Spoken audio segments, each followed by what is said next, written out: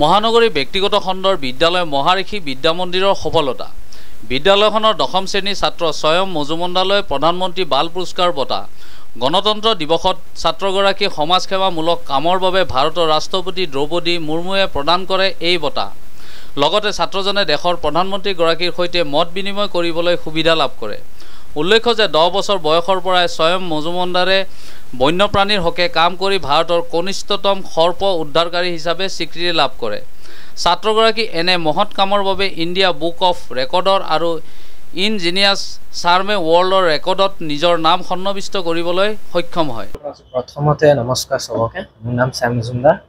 মই মহাৰিষি বিদ্যা মন্দিৰৰ ছাত্ৰ হয়, ক্লাছ 10ম শ্ৰেণী।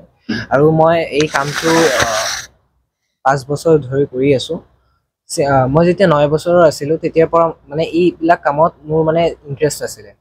মই যিমান ৰাস্তাৰ কুকুৰ হৈ গ'ল, সাপ হৈ গ'ল, মানুহৰ ঘৰত সাপ ওলায়, এইবিলাক লৈ কেনে মোৰ মানে এটা কনচেপ্ট আছিলে যে এটা ৰেভলিউশ্যন আনিম, এটা ট্ৰিটমেণ্ট কৰিম মানুহৰ যিটো মাইণ্ডছেট যে আমাৰ ৰাস্তাৰ ডগছৰ কাৰণে আমাৰ মানে এটা ইমান গুৰুত্বপূৰ্ণ মানে এটা নাই, মানে আণ্ডাৰষ্টেণ্ডিং নাই যে কি কৰিব লাগিব আমাৰ সিহঁতৰ কাৰণে। বিকজ কোনো নাভাবে, আমাৰ ডেভেলপমেণ্ট হৈ আছে বাট লাহে লাহে আমি পাহৰি যাই আছোঁ, সিহঁতৰ কাৰণে কোনে ভাবিব। চ' মই মানে ভইচ ফৰ দ্য ভইচলেছ হৈছোঁ। সিহঁতে ভইচলেছ, মই ভইচ। চ' মই সিহঁতৰ ভইচ হৈ কিনে মই মানে আৱেৰ কৰি আছোঁ মানুহবিলাকক যে আমাৰ সিহঁতে মানে আমাৰ কাৰণে বহুত গুৰুত্বপূৰ্ণ হয়।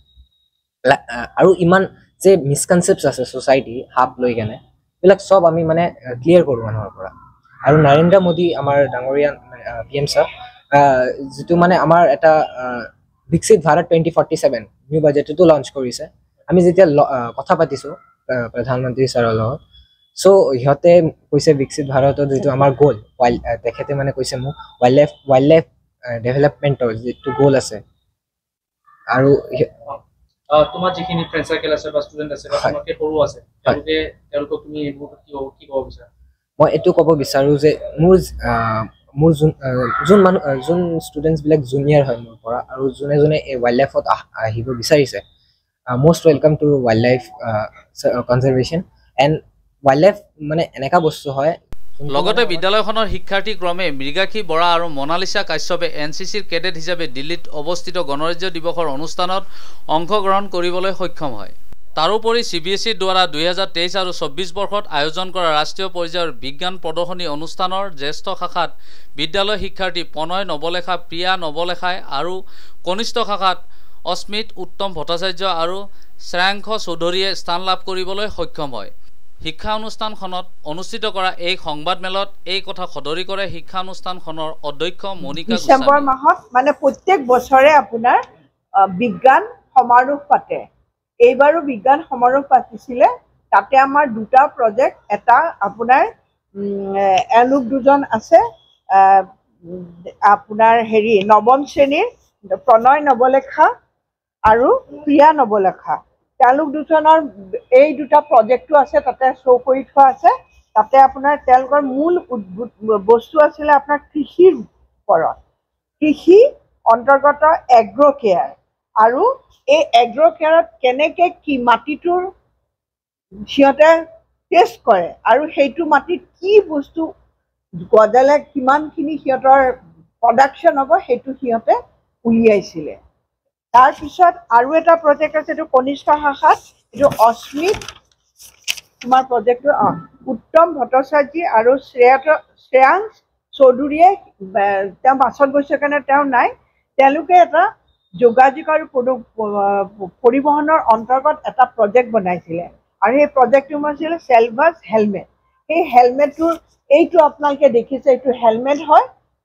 এই হেলমেটটো আপোনাৰ মানে এনেকৈ বনাইছিলে যাতে আজিকালি জানে যে সমাজত যুৱ প্ৰজন্মৰ এনেকুৱা হৈছে যে হেলমেটত কি তেওঁলোকে হেলমেট পিন্ধিলেও তেওঁলোকে কৰে, ড্ৰিংকছ কৰি পেলাই বাইকখন চলায়। কিন্তু এই হেলমেটটো এনেকৈ বনাইছে অস্মিত আৰু তাৰ বন্ধুজনে যে সেইটো পিন্ধিলে ড্ৰিংকছ কৰিলে বাইকখন নচলে, বাইকখন বন্ধ হৈ যায়। সেইটোত আপোনাৰ ৰবটিকৰ সেন্সাৰ আছে। এইটো সেইকাৰণে মানে সি এতিয়া বস্তুটো প্ৰদৰ্শনৰ কাৰণে সি গোটেই কাভাৰ কৰা নাই। আৰু যদি আমি ভাবিছোঁ যে আমি মাননীয় মুখ্যমন্ত্ৰীক যদি এইটো বস্তু মই এপইণ্টমেণ্টৰ কাৰণে এপ্লাই কৰি থোৱা আছে, পোৱা নাই, এই তাৰ পিছত যদি তেখেতে কয় যে এইটো ভাল বস্তু, তেতিয়া আমি মানে প্ৰডাকশ্যনৰ কথা চিন্তা কৰিম।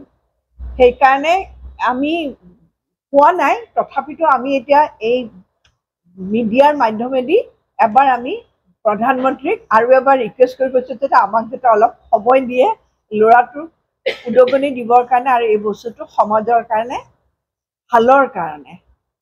So I've been bestowed with the honor to receive the DG Commendation, which is one of the highest awards that is received by a cadet.